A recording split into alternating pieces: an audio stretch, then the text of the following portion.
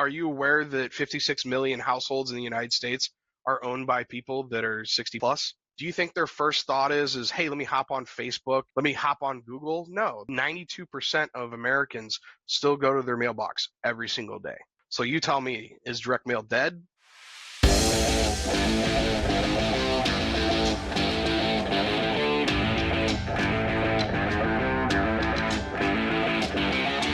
All right, ladies and gentlemen, boys and girls, welcome to another episode of High Stakes with Steve Rozenberg. Gosh, I got to say, I'm super excited. This gentleman that I met him at a conference. A very good friend of mine, Charles Yarber, had a very large conference, and Adam and I met. We started just talking, hitting it off, telling him what I was doing. We started chatting about the whole Mach 5 conference that's going on. And he was like, I'm all in. I want to be a part of it. And I just kind of got, you ever meet someone when you just get kind of charged up and you're just like, man, I like this guy. I see the synergy. I see the common sense. I think we're going to do well together. So, Adam, man, dude, it's good to see you, brother. Yeah. Thanks for having me on. It's a pleasure. You came highly recommended by Tarl, who's one of my guys. And then Danielle and a few other people that I'm familiar with, like Casey Quinn. I'm sure you know Casey. Yep. Henry Washington's one of my guys as well too. We work personally with Thatch and a lot of other major investors like Pace Morby. So it's awesome to kind of, and that's why whenever we met at the Limitless and I was shooting you over a text because Danielle's like, you got to talk to Steve. He's got an event that's going to go on. Might be something you'd be interested in. Have a conversation with him. Like you always do. And, the way I described it to you when we first had the conversation is, hey, I just want to make sure we're going to be a good fit for you. And not only that we're a good fit for you, but you're a good fit for us because, there's people out there who just aren't genuine, that aren't out there to have the same mindset and the qualities and the core values of what we represent here at REI Printmail. And just the conversation, like you said, it was just kind of went on. And if I remember, I didn't think we went on about an hour. So just randomly chatting. And it was just like one of those things where like, oh man, I got to get running to the next thing. But this sounds like it's going to fit right. I'm excited to be at Mach 5 with you and help you in any way that we can. So we got some cool things that I'm going to talk to you about as well too, that we're going to be giving away at Mach 5. Nice. And some things for your clients, something that we can bring value to your clients and students, and help them, get to where their goals are, reach where they want to be, within whatever their business is, Dude, so I love that, man. I love that. So let's set the table here, because you and I are so excited to talk.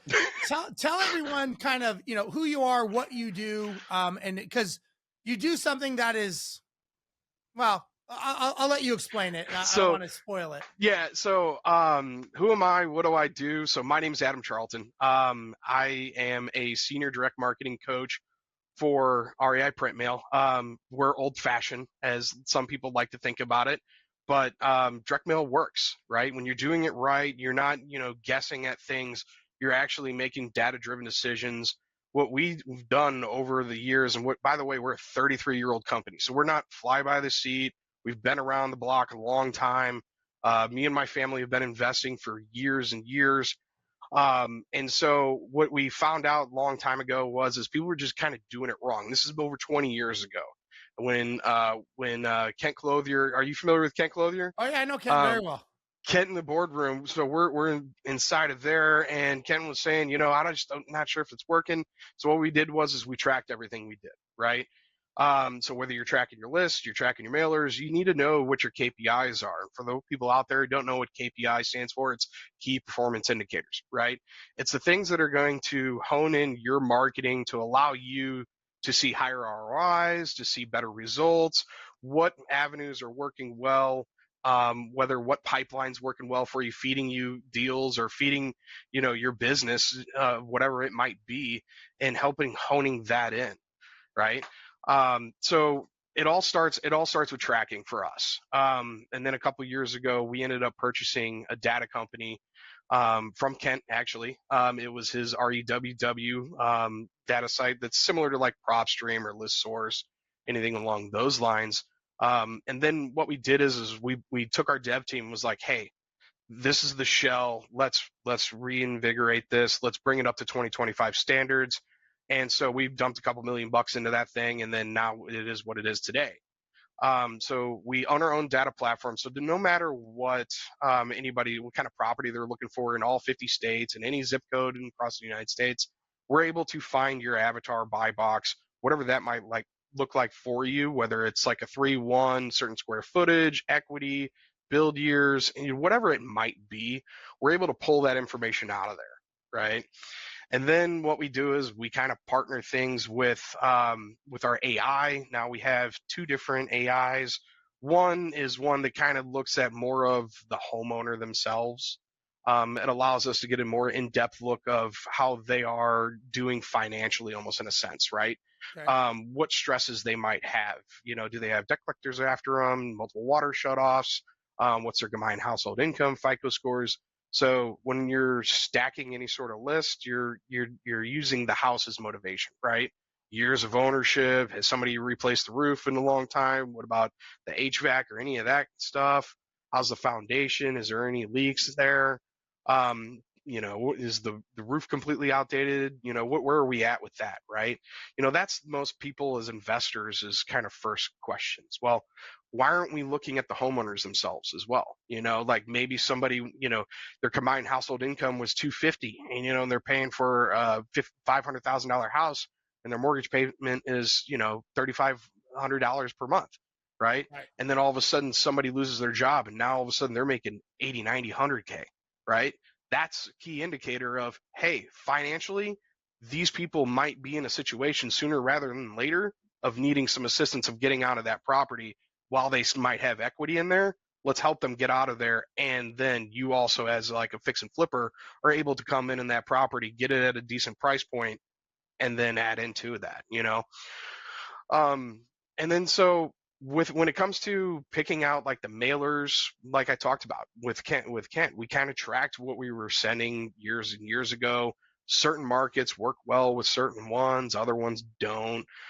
So just knowing kind of is half the battle in all of this, right? Let me And ask you so, this, yeah. just real quick, like, because I want to touch on this because I think it's important. Some people, as soon as they hear the word mailers, Mhm. they're obviously going, "Oh, that doesn't work," right? Right. That's how do you educate? We'll use the word How educate do as I the nice educate? way. How would I educate? I'll give you 2 reasons. One is, are you aware that 56 million households in the United States are owned by people that are 60 plus? Wow, I That didn't is know that. huge. That's a huge demographic. So think about this. Do you think that somebody who resonates with that age or that demographic that personally, maybe it's an aunt, an uncle, a mom, a dad, grandma, grandpa. Do you think their first thought is, hey, let me hop on Facebook, to sell somebody my home? Let me hop on Google? No, their last trusted source of material is something they held in their hand, like a newspaper, something coming out of the mailbox. Which brings me to Mm. my second thing is the United States Post Office recently did a study last year, and 92% of Americans still go to their mailbox every single day. So you tell me, is direct mail dead, or are people just not knowing, how to do it correctly? Interesting. So, what is the if I was getting into this world, and let's say I was real estate or I was a general contractor, Hmm. how do you create a successful campaign? Because listen, I know about this, but many people don't, of like split testing, Hmm. colors, font. How do you bring that art, that skill set, the psychology of why people buy? How do you guys bring that in? Do you educate them, Hmm. the client, or can you explain that a little bit? Yeah. So when it comes to like, think about the demographic, how I kept talking about that, right? So you also have to kind of think about what time of the year it is. We're coming up on the holiday season. What are most people going to be looking for inside their mailboxes? They're going to be looking for something handwritten, maybe the festive colors like oranges for Halloween, and Thanksgiving, or green and red and blue and stuff like that for Christmas time. And then what do people think about whenever they're looking in their mailboxes for the beginning of the year? Those tax returns. So mimicking stuff like that's coming out of their mailbox, so that we're getting past the trash can effect, having a high open rate, stuff along that way. And another thing that we tracked is certain areas, like if you were to send, by the way, we came up with the soft offer check. We came up with that back when COVID happened. What was everybody Can looking you explain for? that to people? Yeah, so the soft offer check, I don't know if I might even have one back here. But the soft offer check is a pressure seal check. Let me see if I have it in one of my sample kits. I have this version here, right? So you get something like this in the mail, and I don't know if you can see it there very well, but inside this window, you can actually see a check with somebody's name on it, right? And so that's how we can get past the trash can effect, because who's going to throw away money? And then it opens up into a letter saying, hey, I want to purchase your property for this much money. It's a conversation starter is what it is. But when everybody was looking for those stimulus checks, and I'll see if this one has one of them in there, it doesn't look like it. That we were like, how do we get past it? How do we get people to have a higher open rate? And when COVID happened, what was everybody looking for? Those stimulus checks. So that's why we leaned on that, right? So you kind of have to think about, when it comes to like summertime, everybody's looking for college graduation or, high school graduation cards. So invitation style things, stuff like that. So you want to have something compelling, to something that's going to be easy to read, something for people to easy to understand. And that brings me to like this one, right? So this one is what we call a mega mailer. So it actually opens up. Oh, wow. To be like a giant billboard. Now, this one works really well when we're inside like Alabama or something like that, something with the older demographic. When they're trying to read like a really small postcard, it's too small for them to read. They think it's junk mail and they end up throwing it away. So you have to know, knowing is half the battle, knowing your audience and stuff like that. So when we know how to pick things, we utilize KPI tracking, which we'll put our unique phone numbers on mailers. And then basically it's just a capturing system that runs through and automatically rings to your phone, Steve. And so then you were to sit there and answer the phone, have that conversation with them. But what we're doing is collecting your data. So that data is telling us, and you're going to be telling me as your coach as we go along, hey, I got a deal off of this one, this phone number, this phone number, and this phone number. Where did those deals come from? And then I funnel back our pipelines. Maybe it was all from a certain mailer. Maybe it was all from a certain list.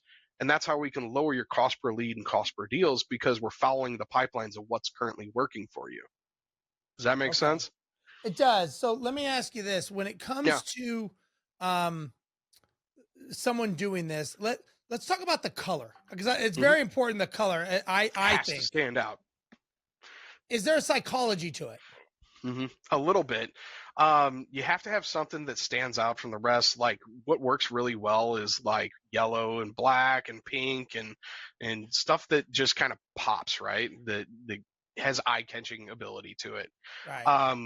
There was this notion that where people were talking, oh, green is the new, where that's the new color and stuff like that. So, and even Kent was talking about that in the boardroom, where a speaker was bringing that to his attention for marketing.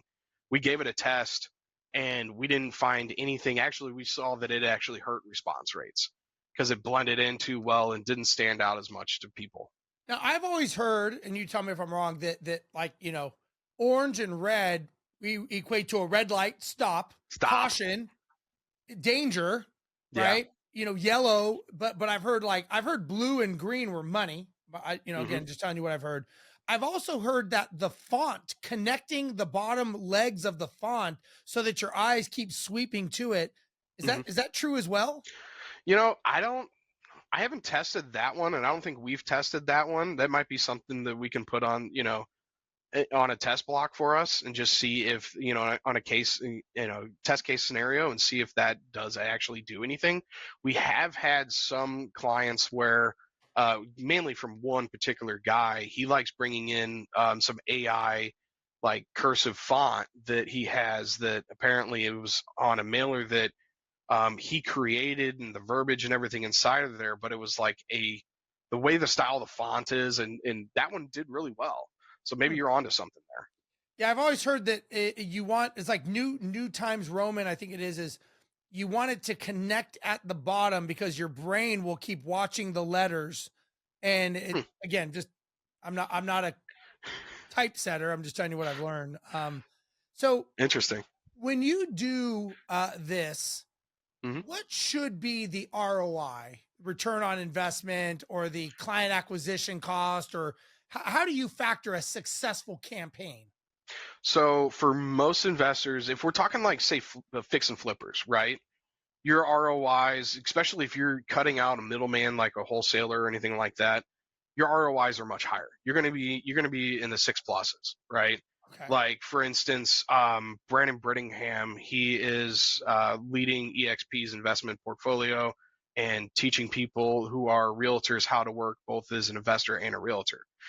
He owns the #1 brokerage in Maryland. So what we've did with him is and he did a lot of fix and flipping at the first start, but he also wholesaled and did novations and things along those lines.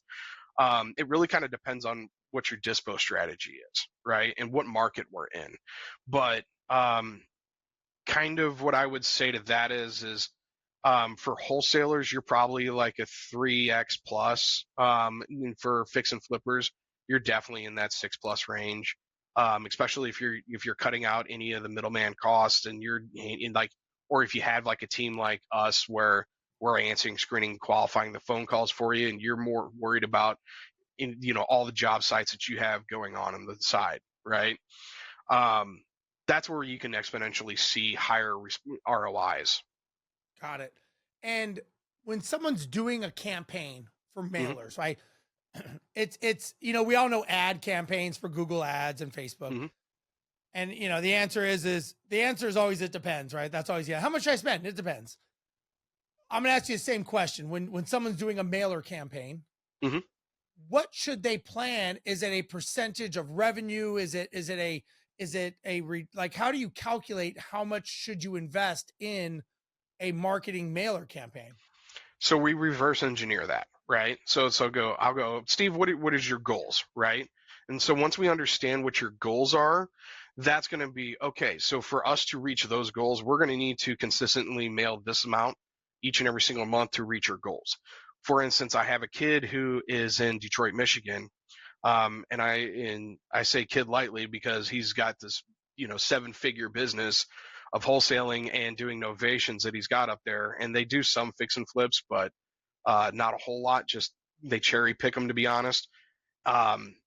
Last month alone, and this, you might not believe it, but sent out $20,000 worth of mail, and he had 7 under contract, made $180,000. Wow. I have a team that's in Florida and they're in Tampa. So they have the same spend, and they average between 8 to 12 deals per month, and they're only wholesaling. Their highest month ever was $300,000. Their average is right around 200 for their deals. Wow. And then one of their partners is going in his own direction. And essentially he asked me, and he's like, hey, let's talk about some markets. I'm like, let's do it.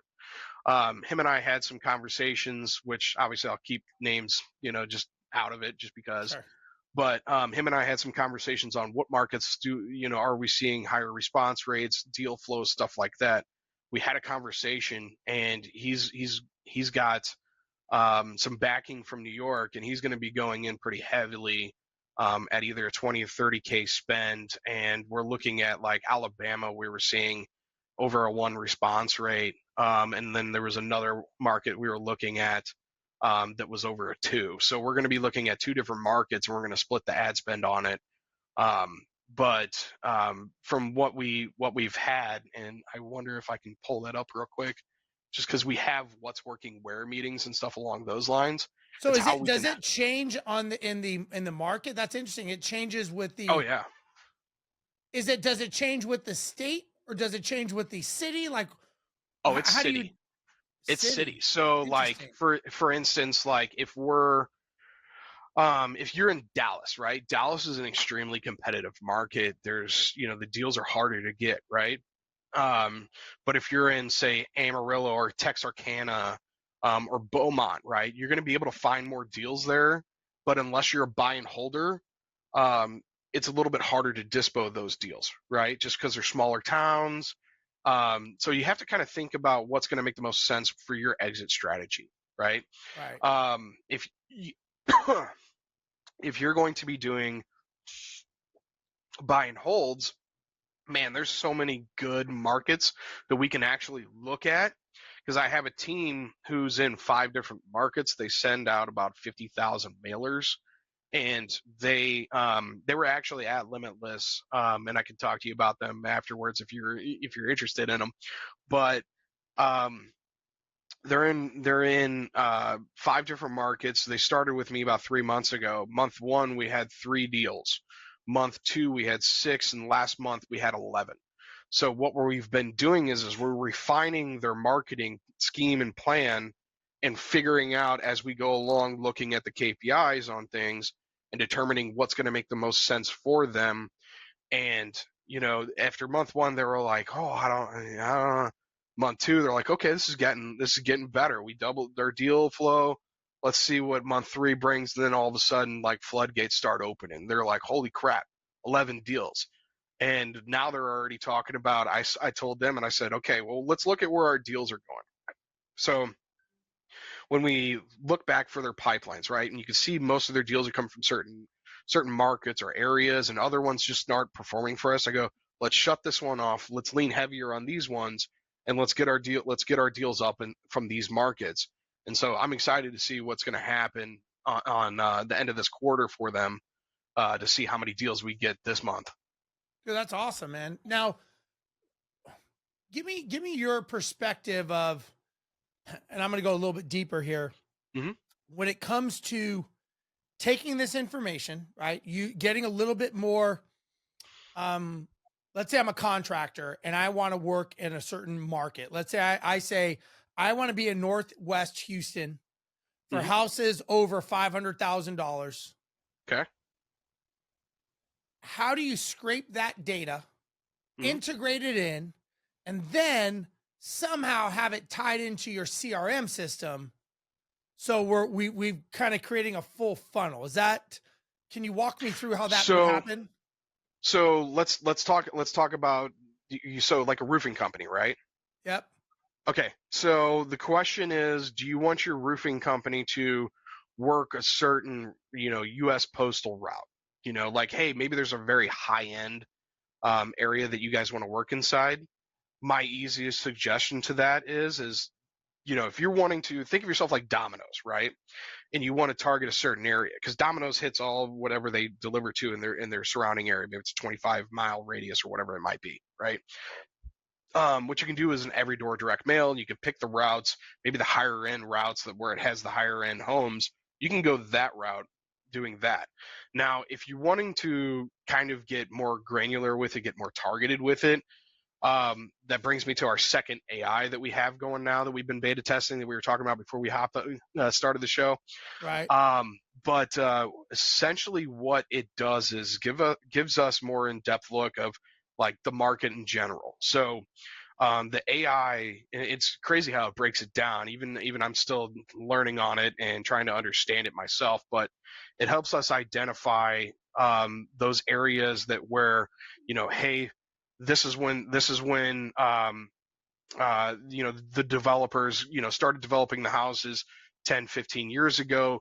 This area is going to be primed for hitting them, targeting them for being able to get a job from there, right? Whether it is a roofing or something along those lines. Right. Because when you can look at the lifespan of a house and AI is going to help you identify that area that is Right. primed for the next, like, hey, it's been 12 years.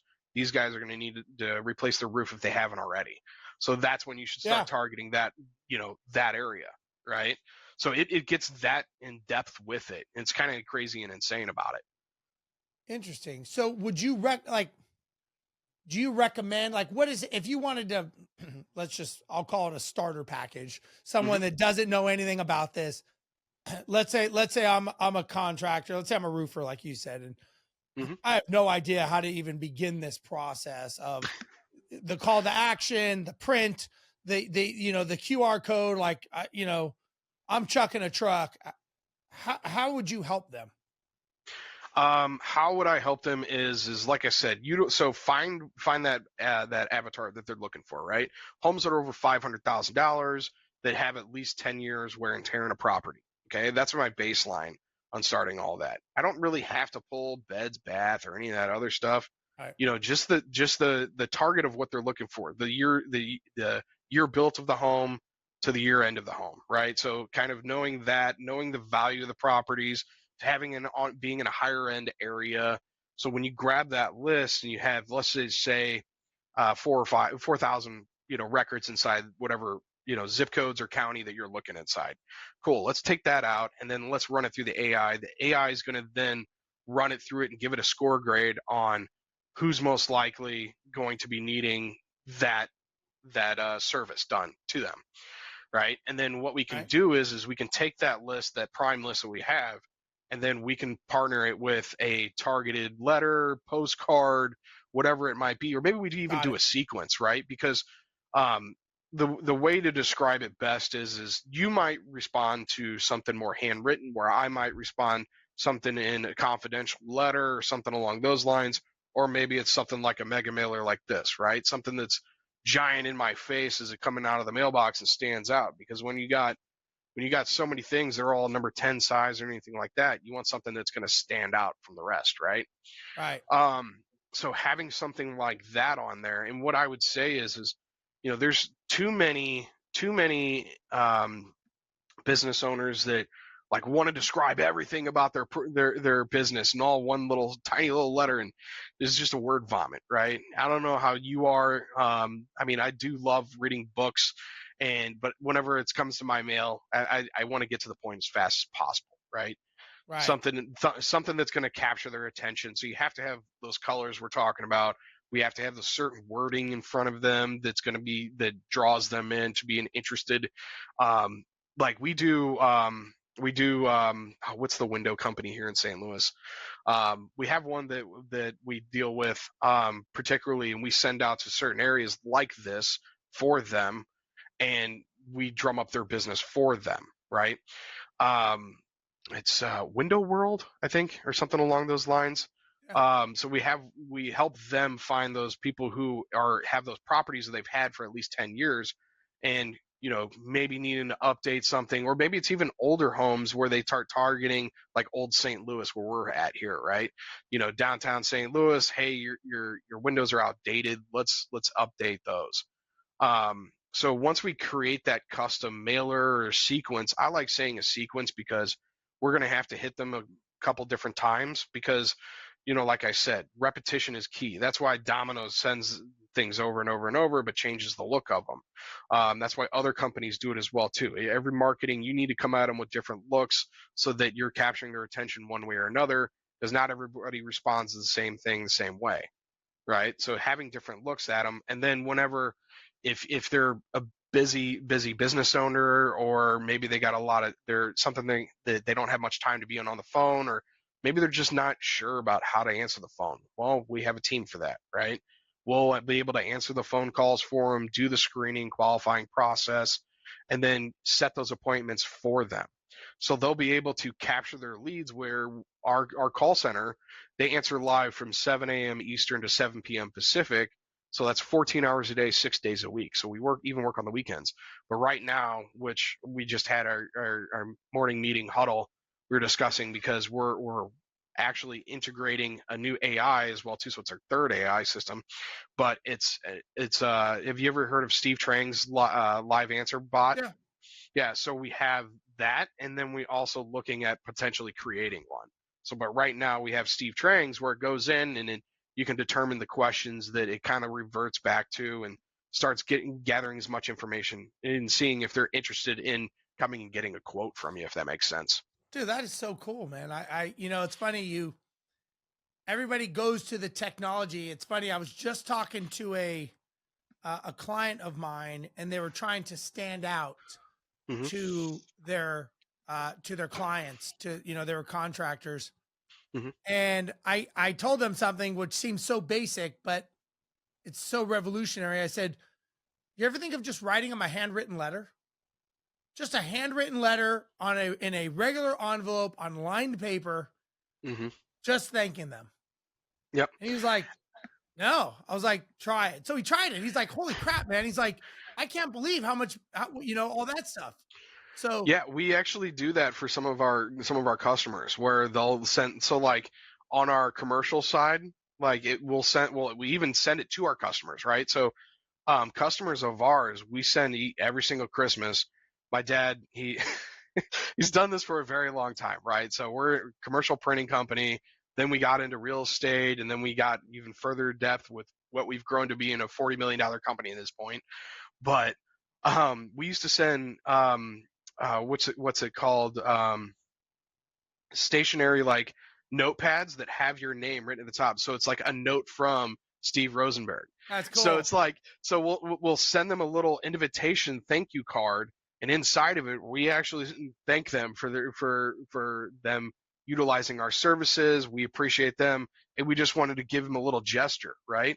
And then we start talking about that to some of our customers. They're like, I love that. So then some people send like calendars or business, or like at the beginning of the year, some people send notepads. Some people will then send them like even gift cards where they're like, hey, can I send them like like an Amazon gift card or something like that, and just we preload them up for you guys, and you guys send them out every single time that I want to send somebody a thank you card. Like, hey, they just spent 20 grand for me to redo their roof. Let me send them a $50 Amazon card saying thank you and a handwritten note, and boom, and it's out there, right? Yeah, I have totally. three of those to send out. Okay, cool. Here it is. They'll send them out, sometimes quarterly, just so that's, adds up a little bit more. But yeah. Dude, that's awesome. That's awesome. Well, let me ask you this. When it Hmm. comes to being a business owner Hmm. and building the business that you have, with your family, any words of advice or lessons that you could give to people? They're coming to Mach 5 to grow their businesses. You're an entrepreneur, they're Hmm. entrepreneurs. What would you tell them?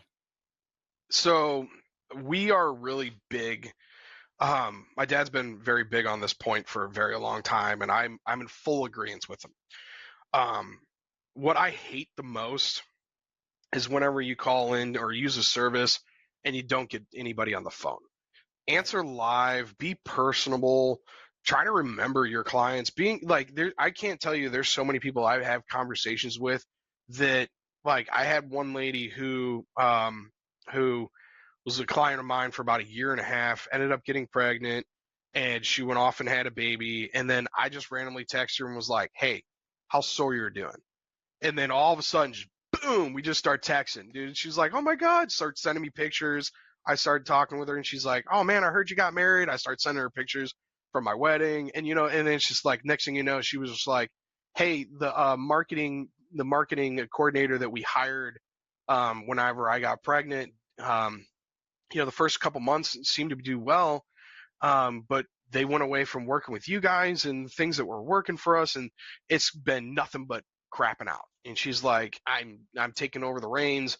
I'm going to train somebody to do my position at this point because I'm a stay-at-home mom at this point. My husband runs the business. But she's like, I appreciate, and and having conversations with people, and when they say, like, I appreciate the fact that you remembered that, you thought of that, like, have some skin in the game, Yeah. like, be personable, be on the phone, answer live, have a team set up that where, you make them matter. You know what I mean? They're not just another number or service or anything along those lines. Build a relationship, right? This is, especially when it comes to, being a GC, and, like, my brother is a painter, right? So he gets a lot of things, and I'm sure you're aware of this, word of mouth, right? You did such a phenomenal job. Who are they doing? They're telling their friend, their sister, their brother, their aunt, uncle. They're going to tell everybody. So, um, be who you are, have good core values, be personal, and stand out from the rest. Like we said, send that personal card afterwards. Make it Yeah. matter to them. Make them feel like they matter, but not just make them feel it. Just make them matter. You know. Yeah. Yeah. I love that, man. That is awesome. That is awesome. Well, Adam, Dude, I can't wait to hang. I'm excited just to hang out with you because I think it's going to be cool. I Yeah. know you're giving a ton of value at Mach 5. For those of you that maybe don't know, which would be awkward, Mach 5 is October 1st, 2nd, and 3rd in Houston, Hmm. Texas. Adam's going to be there. He's going to be there with his team. We've got Lee Labrada, famous bodybuilder turned $100 million entrepreneur. We have Eli Wild, who was Tony Robbins' #1 closer. I think he closed $12.7 million for Tony in 1 hour. We've got Jason Cisneros showing you how to exit your business. I mean, the list goes on and on. Eric Fortenberry, who owns JobTread Software. I mean, we are just stacking the deck with guys that are just like, I want to add value. Adam's going to be there with REI Printmail. He's going to be giving out stuff and hanging out. And it's just going to be a very, very good time of reflection, giving back, helping people, pushing into 2026. Adam, any last words about it before we punch out of this thing? I think you said it perfectly. There's a lot of great speakers. There's a lot of great people who are going to be in attendance. There's going to be a lot of knowledge out there. So if you haven't signed up for this yet, you're leaving money on the table. You're not taking action, as I like to say. Be an action taker. Go to a conference that's like this, that where you're going to be gaining so much value to yourself and your business to help you scale and grow. Like, what are you waiting for? Like, Yeah. this is what this is about. We're here to add value, and I'm excited to be there, and I can't wait, Steve. Yeah, I love it too, man. I love it. Well, guys, everybody watching, listening, thank you so much for being a part of High Stakes with Steve Rozenberg. Adam, brother, can't wait to have you down here in a couple weeks to hang out and have a good time. It's gonna be a good time. It's gonna be a good time. Dude, I think can't a lot wait. of people friendships are gonna be made, business relationships are gonna happen. It's what we do, right? It's what we do as entrepreneurs. So I thank you, Adam, for your time, for believing in us and being part of Mach 5, being on the show today, obviously, just giving people tons of knowledge about stuff that they don't realize how much money they're leaving on the table by not doing this type of marketing and focus. So on behalf of Adam, on behalf of myself, everybody, thanks for being on High Stakes with Steve Rozenberg, and we will catch you guys next week.